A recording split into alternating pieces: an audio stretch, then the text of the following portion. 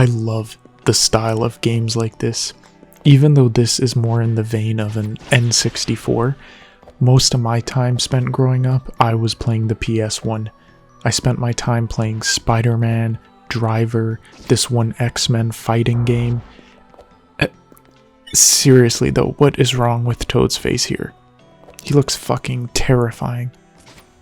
Tomb Raider, Destruction Derby, and many more. The style of low texture resolution and polygon count is ingrained in my head. For the longest while, people have been making retro games in the style of 8 and 16-bit, like Hotline Miami, Vampire Survivors, Celeste, Jump Knight, and Katana Zero, just to name a few.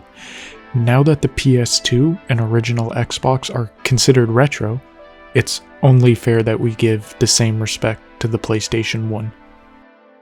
Now, some of you younger folks out there, post-2010, probably have seen the games of Puppet Combo like Stay Out of the House, Murder House, and my personal favorite, Night Ripper. The cheesy 70s, 80s slasher works so well in the PS1 style. They became popular enough to even start their own publishing brand called Torture Star Video, which has been pumping out some quality content like Bloodwash and the next one coming out soon, Sniper Killer, which I'm very excited for. And with the games I'm going to quickly talk about, I sense that the PlayStation 1 is finally undergoing a true renaissance. The first one is called Samurai Unicorn, and this is a game akin to Silent Hill and Resident Evil. It gives me the vibes of Signalis, which is another PS1 styled horror game. Over the shoulder, third person, open hub area, multiple boss fights, and creepy monsters. After Bomb Rush Cyberpunk, this game is at the top of my wishlist on Steam.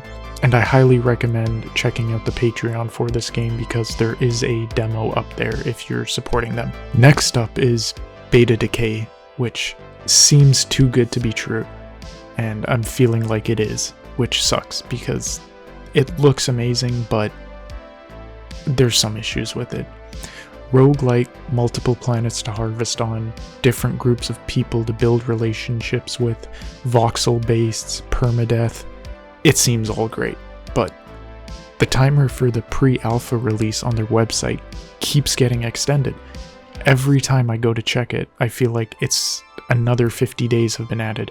It'll be at 30 days, a week goes by, and then it's back to 50 days. I do understand, especially for an indie game, delaying the release date for the pre-alpha, but my god, stop announcing release dates and then just constantly changing them.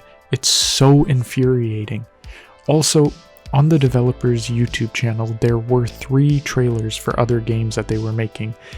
None of them ever came out, so it's very hard for me to recommend supporting them on Patreon, but regardless, if it ever does come out, which I hope it does, I will 100% buy this game. Airframe Ultra, which was made by the team that brought us Rain World, is a hover vehicle racing and combat game with customization. I don't really have too much to say about it, but based off their previous game, this one is definitely going to be quality and mindless fun. Just kick back, relax, and hop in type of game. And finally, No Sun to Worship, which is a Splinter Cell, Metal Gear Solid stealth game that breaks down the genre to its core elements. It's got guns, hiding in shadows, shooting out the lights, sick stealth takedowns, and what looks to be pretty damn good AI that I cannot wait to fuck with. I always found it interesting how a limitation of the time period that is technically inferior becomes an aesthetic or a vibe that people end up wanting to recreate. But now, being able to recreate these kinds of games with modern machines is great. Higher frame rates, better lighting, and my personal favorite, usable controls. Seriously, as a kid I never realized how bad the controls were, but now that I've gotten used to modern controls, it's almost impossible for me to go back, especially for the really early 3D games. Nobody plays an indie game and is like, oh thank god it's tank controls. What would I have done if it wasn't tank controls? So we can leave the tank controls in the past. Thank you. It's great to see more indie devs make use of these low poly aesthetics and make fully fleshed out games in that style. So in the end, all I have to say is, Steam, please give us a search tag for PS1 or low poly games. Retro is becoming too much of an umbrella term now, and we need a finer tuned way of searching for these kinds of games. Well guys, this was a short video, and I hope you enjoyed it. I wanted to give a shout out to No Caps on YouTube. I would not know the existence of some of these games if not for her. She runs a really great little small channel, and if you want more in-depth videos on the games that I talked about or similar ones, I highly recommend checking her channel out.